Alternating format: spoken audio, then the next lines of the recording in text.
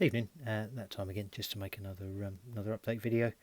Been quite busy actually the last couple of weeks. I had the spell of COVID, which obviously upped my productivity a great deal because I didn't have much else I could be doing. And yeah, it's kind of carried on really. Been doing okay, and it's new year, new project, and all that. I finished up my Austrian Napoleonics towards the end of last year, and then I've done a few other, as you saw in the last video, perhaps saw another few random sort of Napoleonics just to build up my sharp practice French and English forces, just with some cavalry. But yeah, the big plan for certainly for the start of this year anyway is to start looking into the English Civil War. It's something I've always been interested in. I studied at university, God knows how many years ago. Wrote a dissertation on it, and I've been very interested in it. Just never quite got around to gaming it for some reason. Played the odd game, but never really sort of bought the figures and got into it properly. So yeah, this is the time. Friend has recently bought some, fairly a while ago, he bought a royalist, load of royalists, bought them pre-painted, so they were ready to go, and he's been nagging at me for a while. So yeah, this is the time, I think. Probably going to have a look at using the To the Strongest ECW set. Can't remember what it's called, King and Parliament, something like that, something fairly bland. The Simon Miller set, but yeah, play a lot of the To the Strongest Ancients, and so I have played that game a couple of times. It plays well, and it's fairly familiar, so I think that's where we'll start. And that kind of explains the basing on this. I think probably when you look at it, the musket wings probably should look a bit wider. Really, I would have thought, to make it look a bit more realistic. But I wanted to base it to get it in 200mm square box. So that's what I've done.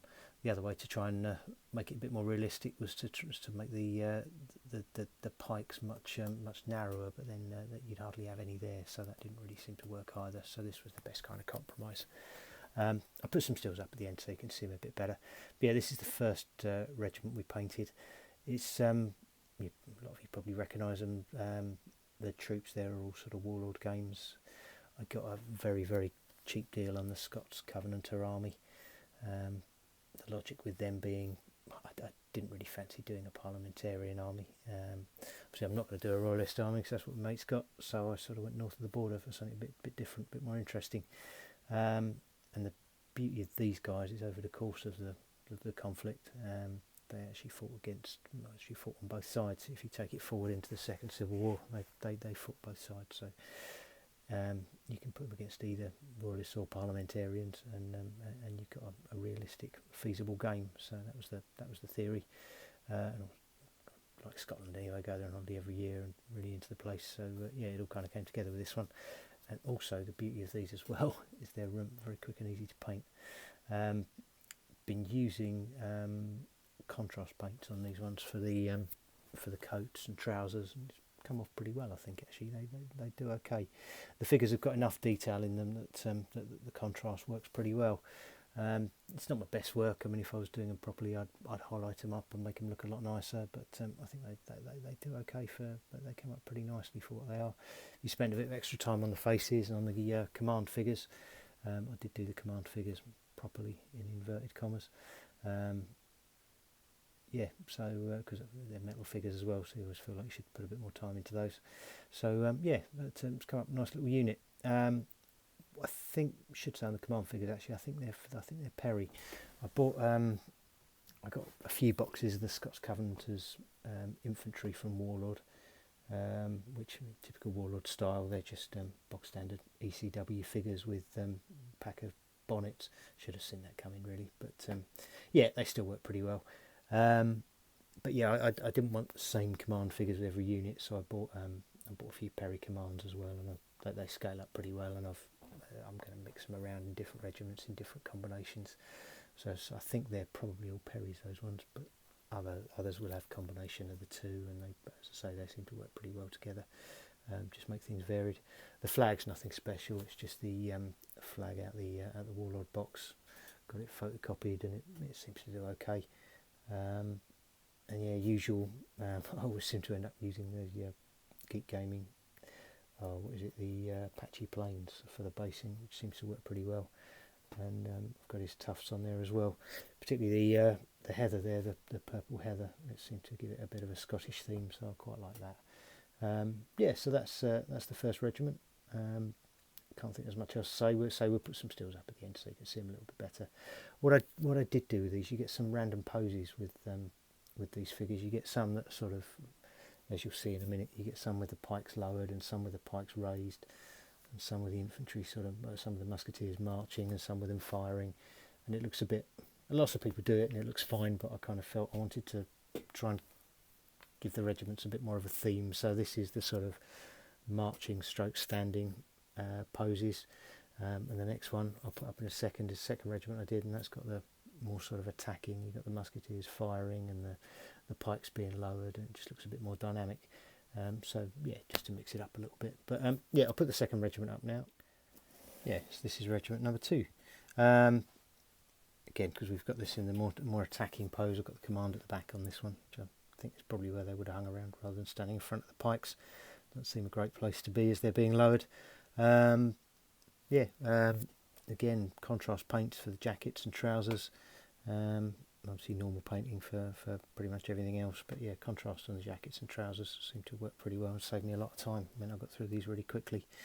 I've used a few different colours to try and mix them up. I've got a couple of greys there. What is it? Basilicanum grey. Is that the one? Yeah, that's the one. And the other one, Space Wolves grey, as a lighter grey.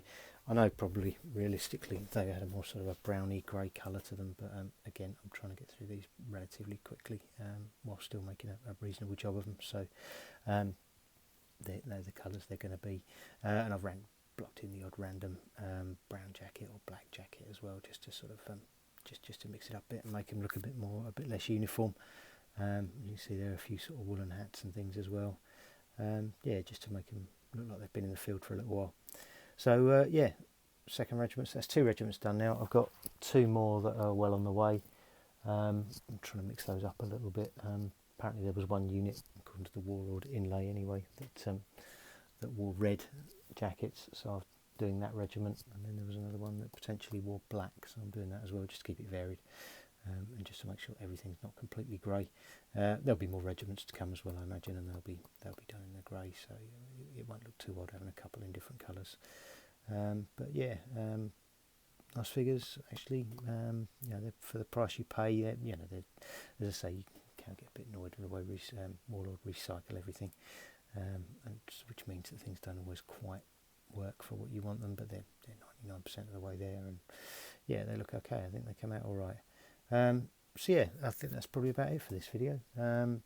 Just a little update. There'll be more of this to come. This is quite a big project. As I say, I bought the starter army, so I'm burning through I managed to make 4 infantry regiments out of the boxes I've got. I've got some dragoons and some cavalry to come as well, and I managed to have, I had quite a lot of extra musketeers, so I've made a unit or 2 of just go be as commanded shot units with no pikes, and then there's some of those firelock storming parties that they do. I've got a few of them which I'll use as sort of a forlorn hope, I think. So yeah, make a nice little army, I think, and then I can build onto it. I must admit, I really like the Perry command figures actually. So once I've done all the Warlord stuff, when I want to bulk it out a little bit more, I might go down the Perry road, cause, yeah, for a bit of variety. But we'll see how we go. But yeah, so that's where we are. Something different, at least. I wouldn't go as far as say it's exciting, but it's different, and I'm enjoying it. So I hope you're getting something out of it too. But yeah, I'll leave it there. As usual, thanks ever so much for watching, subscribing, everything else, commenting, and yeah, again, really appreciate everybody's videos. Particularly when I was isolating with COVID, that sort of thing kept me going, to be honest, because there wasn't much else to do. So yeah, really appreciated it, and yeah, still enjoying what's coming out. So yeah, keep it coming, keep talking, and no doubt we'll catch up with you again soon. Take care, all the best.